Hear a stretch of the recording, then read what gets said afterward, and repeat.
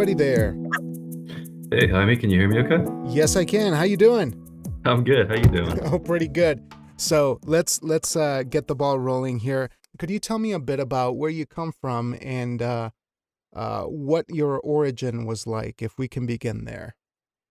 Oof, my superhero origin story. That's right. That's right. From Spider-Man, dude.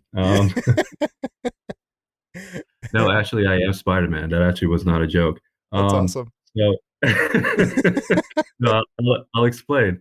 So, check this out.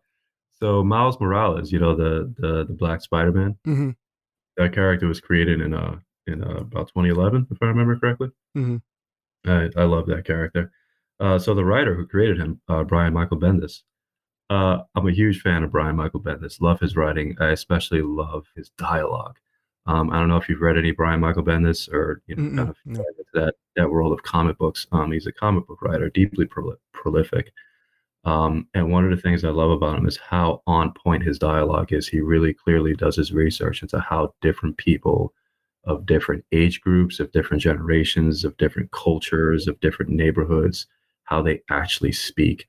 And he brings this to his comic book writing, and it's just brilliant to behold. For like the past at least 20 years, I've been reading his stuff, and his skill set really reminds me of like Richard Price. I don't know if you've ever read Richard Price novels. I mean, Richard Price is just a dialogue master, and Brian Michael Bendis is like super close to that. But he writes in the comic books realm, right?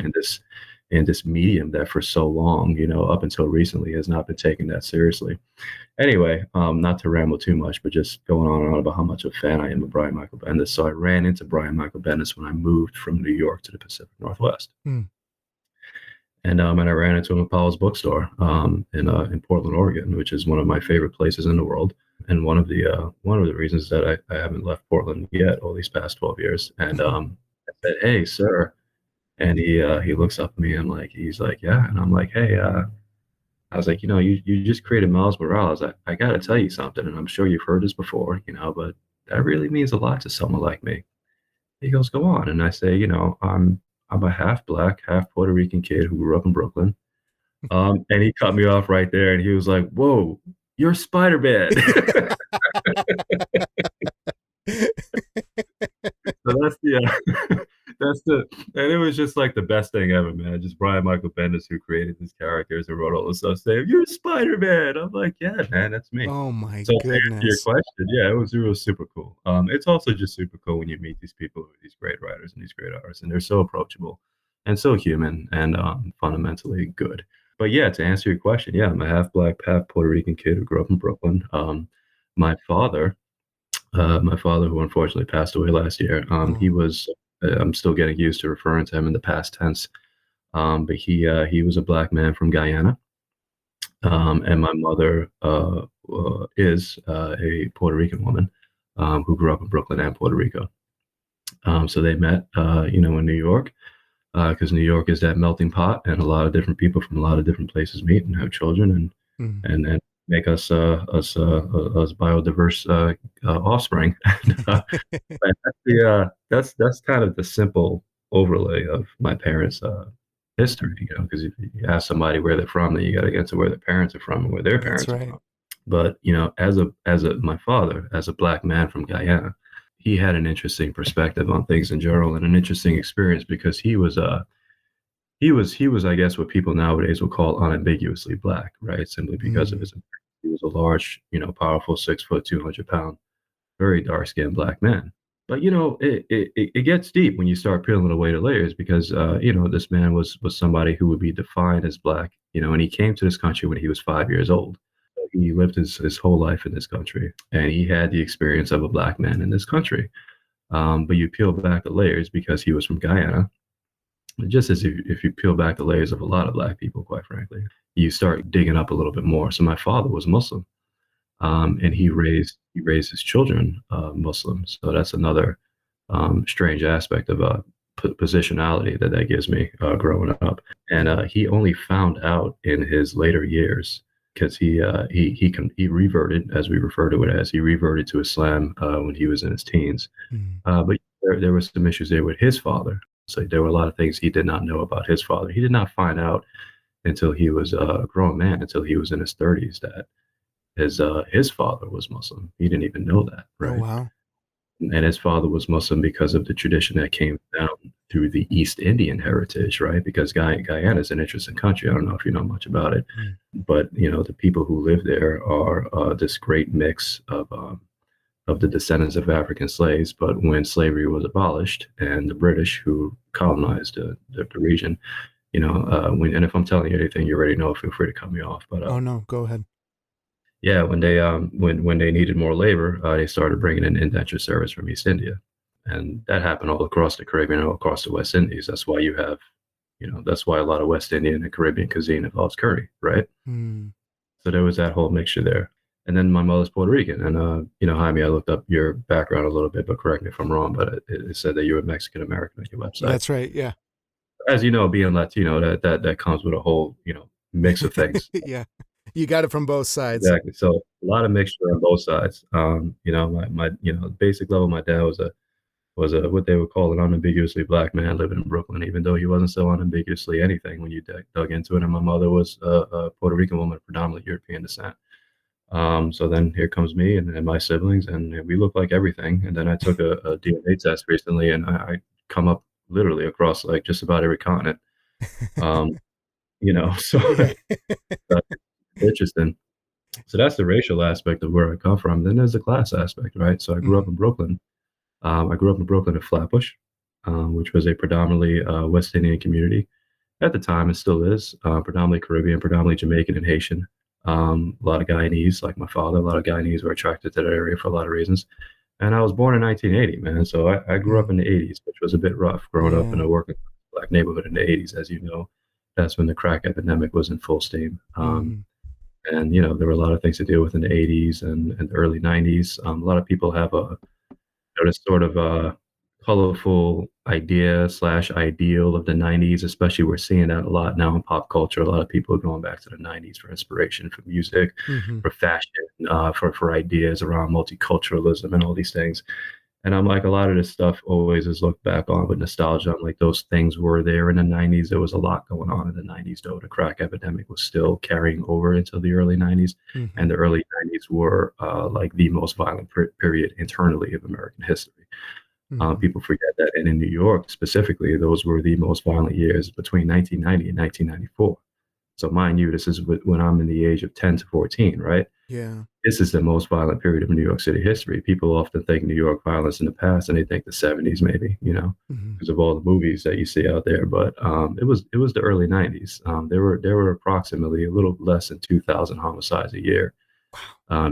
each year, between 1991, 91, 92, 93, right around 94, you see like 1,800, 1,900 homicides a year. There was a point around 1990, I want to say 1993/1994. Mhm. I'm getting my statistics here because it's 7 in the morning, but it's right around that period where there was almost, because of all the shootings, most of which were gang related, again being driven by that crack epidemic, by the drug epidemic that was tearing through black and brown neighborhoods in New York City and through Mhm. urban America at that time. In New York City, in that early 90s period, there was a point where there was approximately one person a day getting hit by a stray bullet. Wow. And you could look that up. You could look up that statistic, and Mm. I believe it was 1993 that was happening. So so that was my background growing up. Sociologist, psychologist, only starting to understand now in the past really few years the effect of this type of violence, the effect of this type of trauma on Black and Brown communities in this country. People are starting to realize that, hey, PTSD rates are just as high among Mhm. Black and brown men in inner city America as they are among war veterans. Mhm. It's like, well, when you take a step outside, like I did, every day you step out and you're going to school and hey, I might not come back home. Mm. Wow. Because you hear the news, you hear what's going on around you, and you may not fully understand it. You may not have a full perspective on it when you're 11, 12, 13. But you know what's going on. You feel what's going on, right? Right. That has an effect on people. So that's where I grew up. That's how I grew up. That is that. Thank you so much for providing this context because I think that it shows.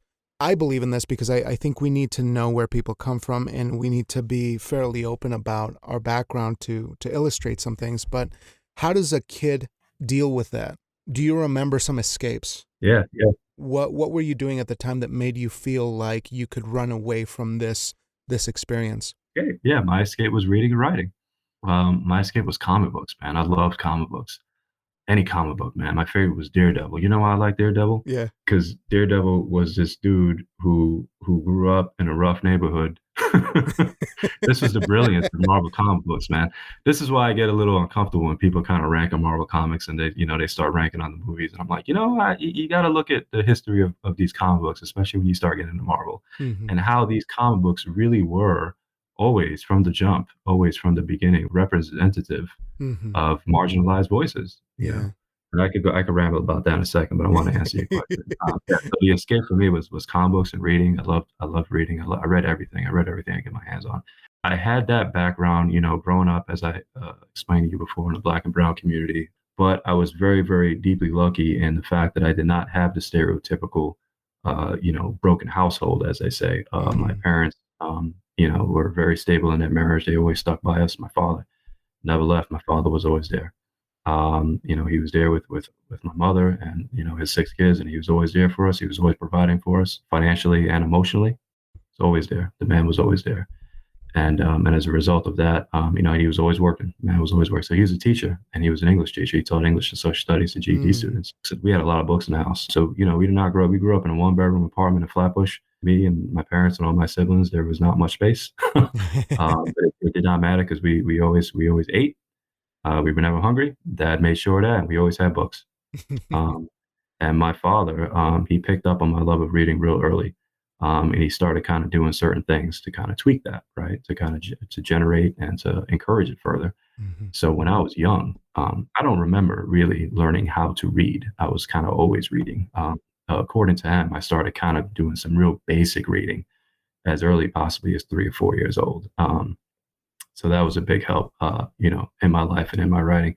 But he would have me. I remember when I was like 4 or 5 years old, he would say, "Hey, circle all the nouns and draw a rectangle around all the verbs." Things like that, right? Yeah. Yeah. That those little basic exercises start getting you thinking about sentence structure when you're 5 years old, right? Or he would make me write a book report for everything that I read. Oh, So wow. I hated writing book reports. So, but what it would do, so he would always say, write a 3-page book report. And what he made me do was a book report bank. Oh, Um, what's that? A he book was retour so on a bookshelf in the living room, there was a stack of book reports. So that any time a book report at school was due, I was already ahead of the curve. So all I had to do was pull a book report out the bank and hand it in for an assignment, and I always got an A plus plus. Oh, man.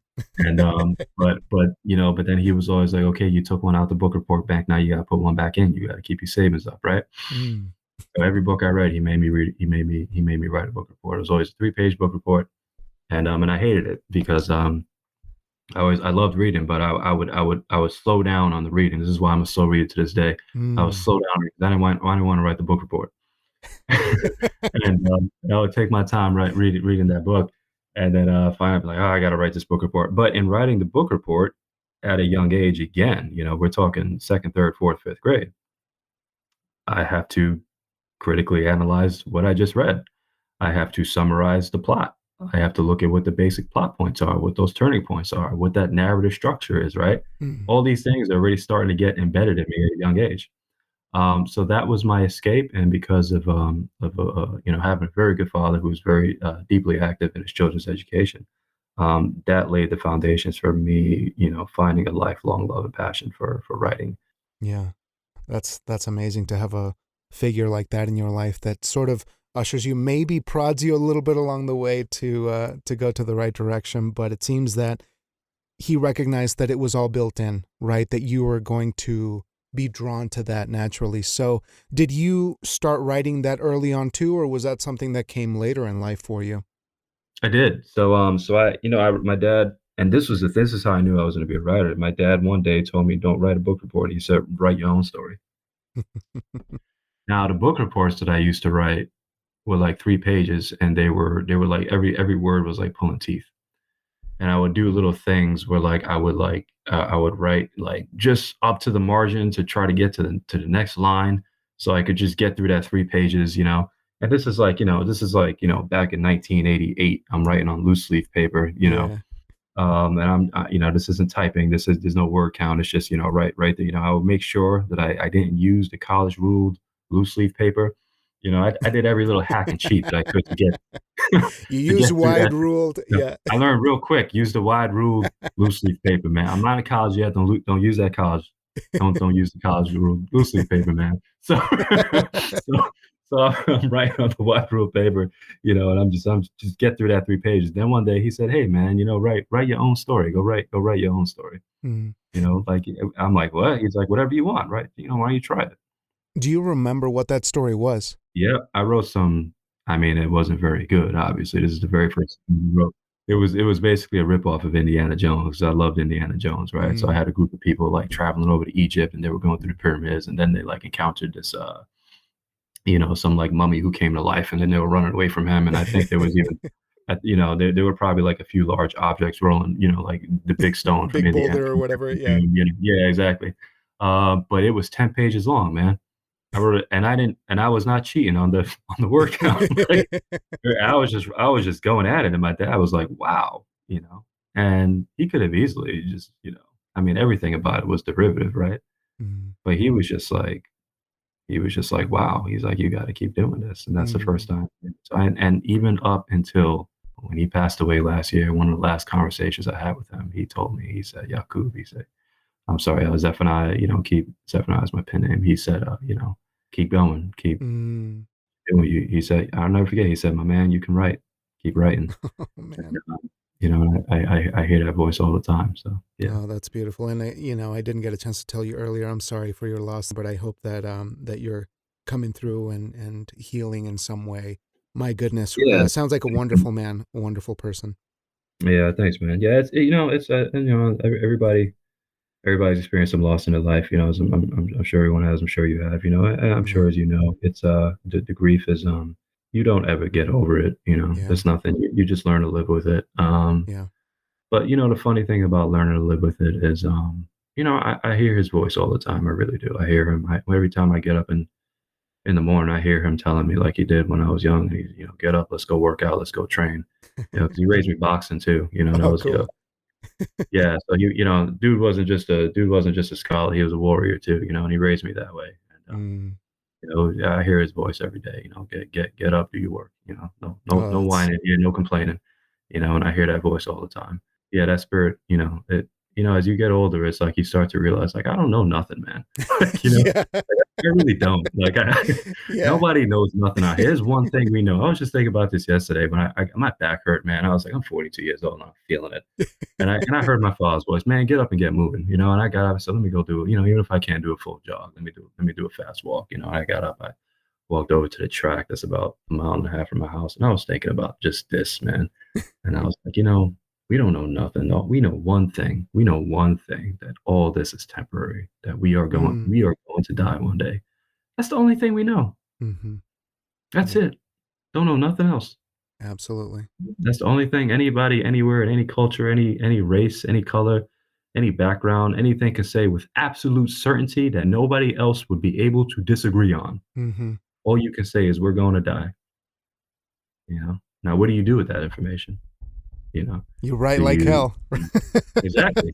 You know, do you find your purpose? Yeah. Do you treat people with kindness and with respect? Knowing that this is it.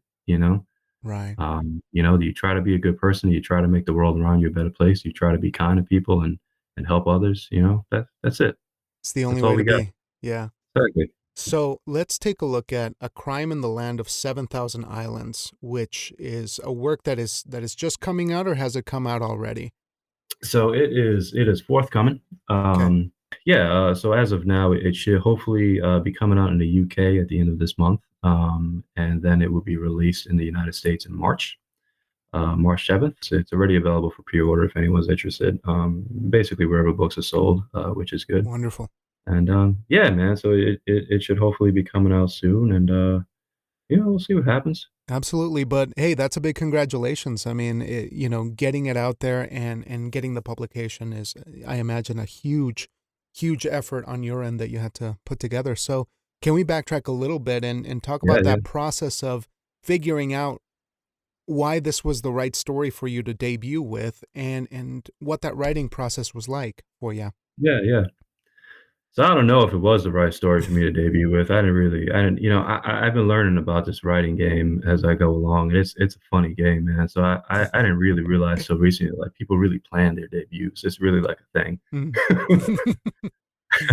I didn't plan nothing, man. I just wrote. And then I submitted and it got accepted. And I didn't even bother submitting it to any large publisher. I just, said to myself, I just want to get it published and I'll just keep writing after that. If people like it, great. And if people don't like it, no big deal. I'll keep writing anyway. So how did the story come up then? If we go back even further, what was the origin of this particular story? Well, the story is about an FBI agent. A harrowing case crosses her desk. That case, and I have to put out a bit of a trigger warning. The story does involve, and what I will talk about does involve crimes against children, Mm, abuse against children, particularly sexual abuse, which is very pretty harrowing, pretty horrific stuff. And case crosses her desk, and she has to take action. She ends up getting that call to adventure, right, where she now has to travel to the Philippines. She's got to travel from Oregon to the Philippines in order to go help bring this case to a resolution so that justice can be served against an American individual who traveled to the Philippines to sexually abuse children over there. mm, So, to give you a bit of sociological context, this is more common than people realize. mm, So Americans and people from Western countries, as we call them, Western, whatever that means, because we're on a globe. So I don't know what's West and what you keep going West, you just end up East. mhm, But we know what we're talking about here. So when we say Western countries, mhm, oftentimes you know uh, partake in what American statutes refer to as child sex tourism. And countries that are deeply affected like this, well, they always tend to be countries that are impoverished. So a lot of this stuff touches upon class and sociological differences, right? mhm, A lot of people who haven't traveled outside of the country don't realize how drastically different the cost of living is elsewhere. So let me just put this out right now. This story was based on some direct experience, and I won't mhm. go too deeply into it because that gets into my. I like to keep my writing life and my other professional life separate. Sure. But what I will say is that I have traveled to the Philippines in a professional capacity where I was involved in. What I would say is where I was involved in investigating crimes like this. Mm, So I have traveled to the Philippines as an investigator. So mhm, I have lived through the course of carrying out an investigation like this, and it's pretty harrowing to mm, go. And and yeah, it's pretty sad. So for example, at the time, and I don't know what it's like now, but at the time, this is the time that I was over there is a few years ago. You go to the Philippines, and let me remember the exchange rate. If I remember correctly, it was 50. Okay, I can't remember the exchange rate. That was so but it long was a ago. lot, right? It must have The been. the difference, I mean, it's like you can like a family could eat for a month on a few American dollars, especially when you start traveling out of the tourist areas, which I had to do. Mhm, And you start going to more remote areas that are removed from the metropolitan regions like Manila, right? mhm, And you start going out, remember the Philippines is 7,000 islands. So there's some things going on here, okay? And I have to say I'm not Filipino or Filipina. I'm not Filipinx. I do not speak for Filipinx people or Filipinx artists. mhm, There are a lot of wonderful, and I love how much Filipinx voices are proliferating. mhm, And I encourage people, in order to get more information, go to the source, go to those voices, go to those artists. mhm. I'm just pointing you that way, right? Yeah. Uh, but I can only speak through my experience. But it's 7,000 islands. You go out to some of these more remote regions, it's abject poverty. What for an American is a few dollars for some of these families in these areas. A whole family could eat for a month. Mm. So now imagine, here comes some American, with $20 a check, Man, right? yeah. See where I'm going with this? Feel like a Um, king, right? You feel like this. exactly, Yeah. exactly. And then the problem is if they are an individual who is, you know, who unfortunately likes to have that type of contact with children. And they go to a child and they say, "Hey, kid, here's $20, but I want you to come to my hotel room with me." Mm. Well, poverty will make people, um, especially people who are not, children are not fully developed individuals, right? Right. Logically, emotionally, and people. And sorry, I'm getting a little emotional talking about this because Mm. yeah, it's just, Right. I thank you for sharing this experience here, and I can't imagine the toll that it takes on a human being to have to parse through a lot of that. Even having a bit of proximity to those things has to be so harrowing, so emotionally taxing that I really got to thank you for what you do first of all, because it's so important. But I want to thank you for telling this story too, because these are things that are so difficult to talk about, but to fashion it in a way that can be approachable for people to understand that this isn't something that happens in a faraway land. This is something that, because of the interconnectedness of our world, this affects everyone. And we exactly. can't just turn a blind eye to it. So, just to get this out of the way, thank you for this book and thank you for the work that you've done to try to make the world a better place, because this is horrific. And I can't imagine that it's been easy for you in recent years to deal with that. Yeah, no, I mean, well, first off, thank you. Um, I always get a little uncomfortable when people say, "Oh, this must be so harrowing for you to have been through," and I'm like, okay, yeah, but think about what these kids went through, Mm-hmm. Yeah. and it's Yeah. like that. Whatever I went through ain't nothing. Right. It ain't nothing, and it goes back to what I said about my father's voice in my hair every time I get up and I feel like complaining or I feel tired or I feel a little achy. It's like there's people out there who are going through stuff. It ain't nothing. Mm-hmm. It ain't nothing, and the pain that people go through, it ain't nothing with them kids got to go through. So so I'll get up and I'll do the work, and no, I do it again. I do it all over again. Because like I said before, we're all gonna die. So what are we gonna do with that information, right? Mm-hmm. What Mm-hmm. what what are we gonna do in the time that we've got here? And if there's anything that I can do in the course of my life, in the course of my duties, to make the world a little bit of a better place, at least a little bit, even if just a few people, especially kids, right? Right. You know, So, in terms of the story here, it seems like it had been welling up inside of you to tell it. Did you struggle writing this, or did the oh, the absolutely. draft Yeah. come quickly? How did this unfold So for you? yeah, no, good question. I hadn't written for about 10 years, man. So a long, long time ago in a previous life when I was in my early 20s and I was younger and more energetic and probably better looking. I was a teacher, and Mm, so I've always kind of gravitated toward doing something that helps kids. I was a teacher, and but I didn't really like teaching. I taught public school.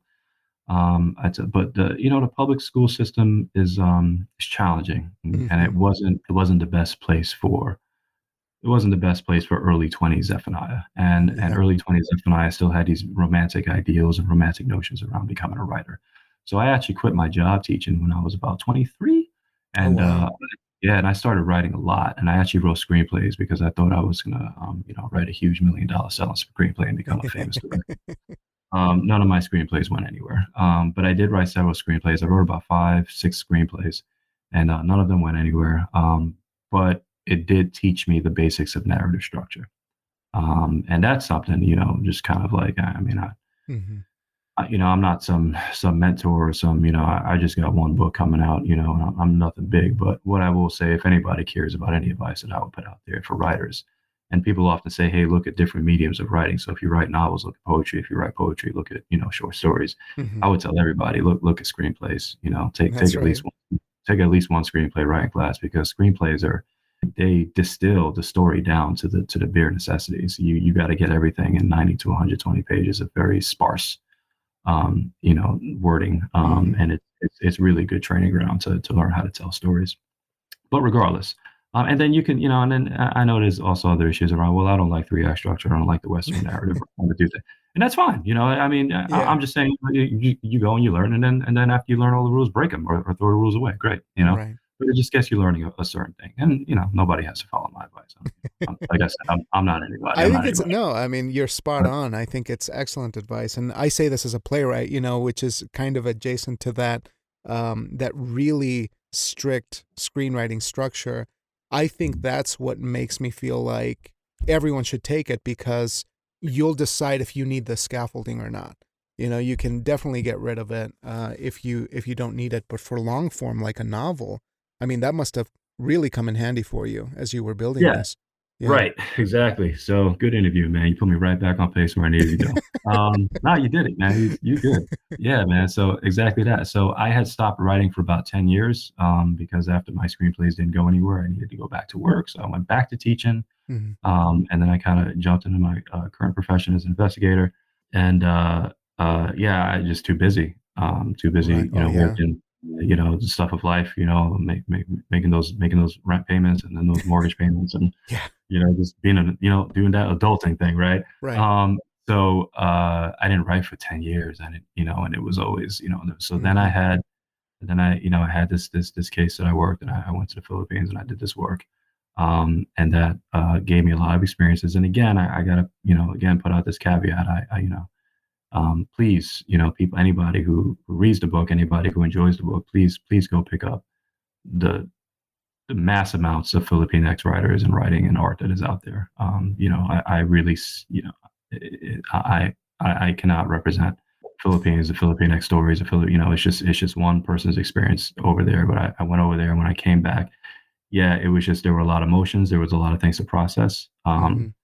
And like with all artists, there's a little bit of that, subconscious, unconscious flow. And I was literally, sometimes I was just daydreaming and these words just started coming to me. They came to me like just words. You know, Yeah. Yeah. once upon a time that once like I mean, I wish I had my old journal in front of me because I remember one time it hit me so hard that I sat down, I started writing the words. And it wasn't too far from the prologue, which was always remember, daughter warriors do not apologize. Warriors hold themselves accountable for the consequences of their decisions. So now that the time is right, I will tell you that story of the things you must know. There exists a land which takes the crossing of several oceans to reach, a land of many, many islands. And that just came to me. And Oh, and those man. first few sentences in the book, I don't have the exact sentence that I wrote when I first wrote this down, but it's not too different. There's maybe a word here, a word there that was tweaked, but it's pretty Mhm. much the same. And then the story just started coming to me, and I had to the emotions of the experience, kind of flooded out, and then I kind of had to put them in a form, in a container, right? Had to Yeah. kind of figure out the narrative structure. Then I had to figure out the characters, and I changed the main character. I didn't want it to become one of those. The last thing I wanted to be was a sort of like, look at me, look at what I did, Yeah. because it's not Yeah. about me, right? It's Mhm. not about me. Like I said before, yeah, it's harrowing, undertaking an investigation like that. But if it's harrowing for the investigator, what's it like for the victims, right? So Mhm. I can't complain. The last thing I want it to be is be about me. So I had to remove myself from the story a bit, and I did that by creating fictional characters.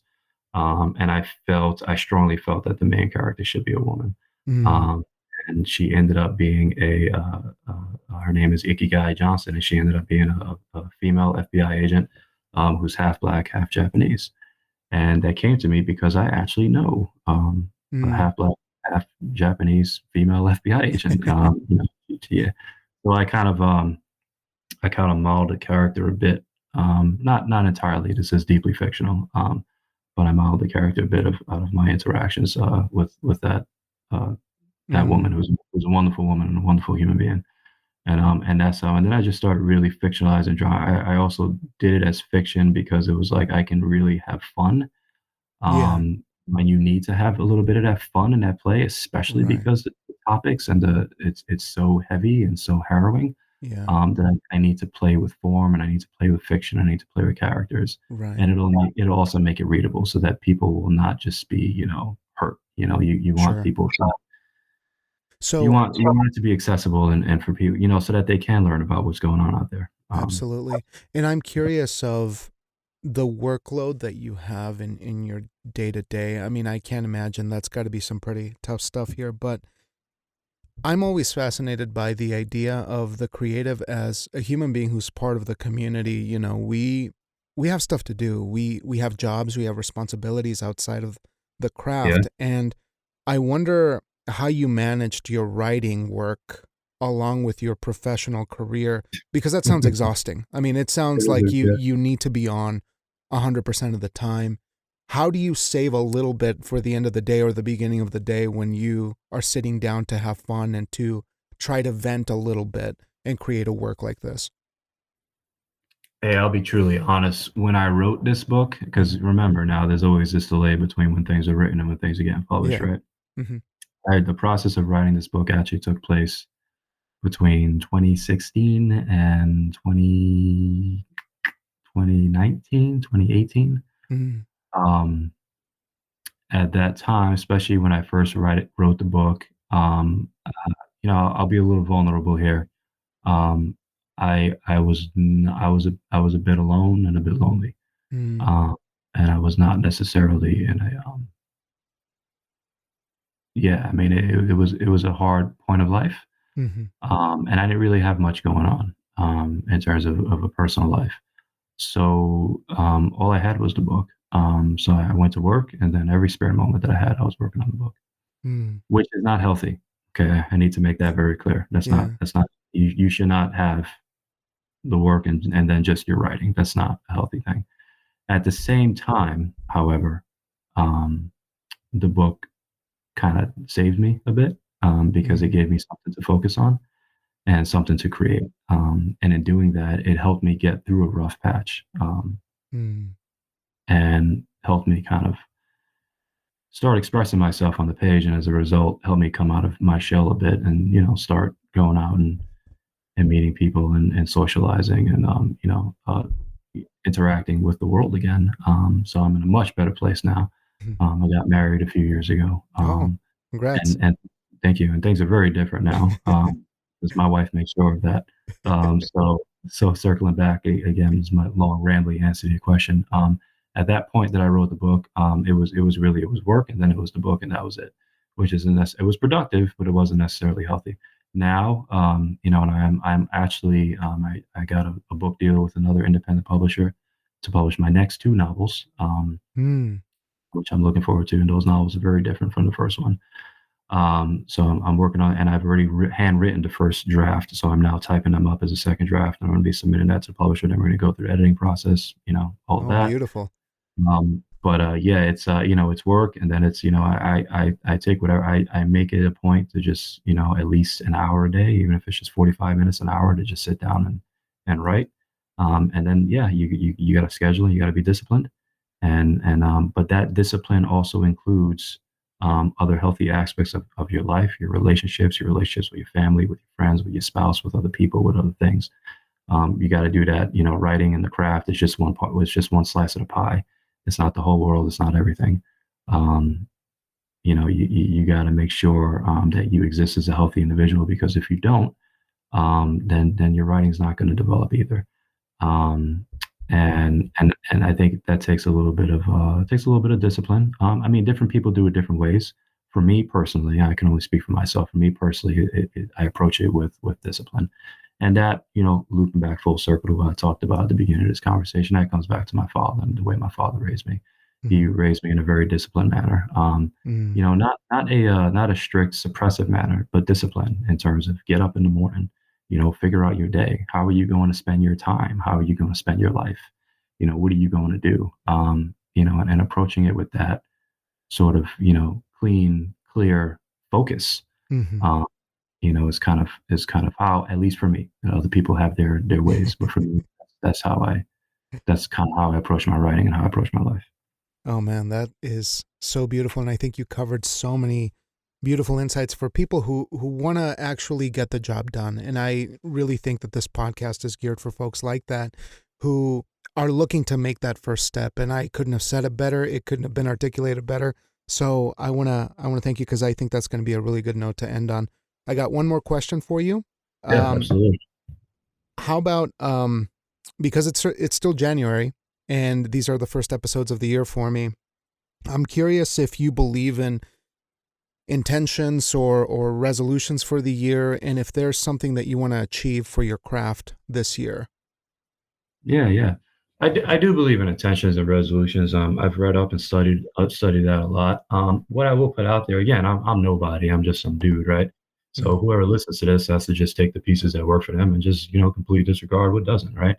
But for me, what I will say is there's a caution that needs to be approached with things like intentions and resolutions, because we tend to hold to them too hard. And when you hold to something too hard, well, it's not an intention anymore, right? mm, I think people got to remember, and I always have to force myself to remember this, and my wife always forces me to remember it. That you can have an intention, but the whole purpose behind an intention and the trick with intention and with resolution is that you have to be detached from it. mhm, So I'm very cautious with intentions and resolutions. I like to put things out there, but then you got to remember, it's like, okay, you put it out there, and that's the trick. You put it out there with all seriousness, but you don't hold tightly onto it.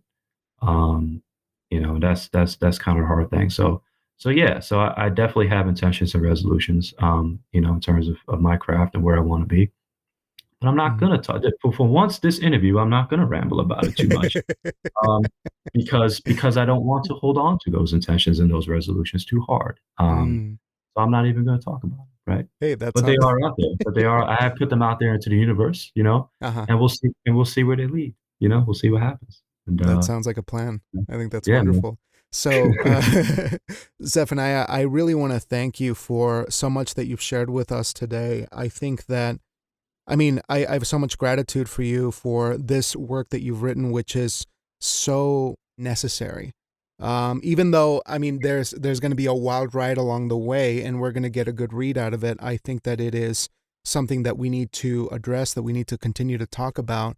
But I also want to thank you for the work that you're doing in your many professional careers. I think they're doubly important, and that work deeply matters. So thank you for all of that and for bringing representation and paying it forward in a way to get this. I just got the sense that to have those moments where you you become Spider-Man and you pay it forward is so rewarding as a bystander to know that you're out there creating these works that really advocate for that and give us hope for tomorrow. So I really got to thank you for that, man. Hey, thank you, man. I think you give me too much credit. Like I said, I'm just one dude. I'm just one dude out here in Billions, just living his life, just trying to do what he can do. Thank you for being you. Like I said before, thank you for doing the work that you do. This has been a wonderful, beautiful conversation. This has been like the perfect start to my day. I'm really glad we did this. Oh man, that's awesome. And Um, I yeah. appreciate your time so early in the morning because that was the most jerk thing I could do to you is wake you up at Nah, man, it wasn't eight being a o'clock jerk in at the all. morning or whatever. Yeah, man. No, man. That was a good trap to fall into, man. Thank you for setting the trap. All right, man. Sounds good. Well, next time if we get a chance to chat down the road, when some of your other work comes out, please let me know, and I'd love to catch up on how, you've led many lives and of course the filmmaking part of it. We just scratched the surface on so many things, but hopefully down the road we can catch up and continue where we left off. Oh, absolutely, man. You just let me know what works for you. All right, man. Sounds like a plan. Thanks again for your time. I hope you have a wonderful Sunday, and I'll talk to you real soon on the internet, okay? Thank you, sir. You have a wonderful day too. All right, man. You too. Take care.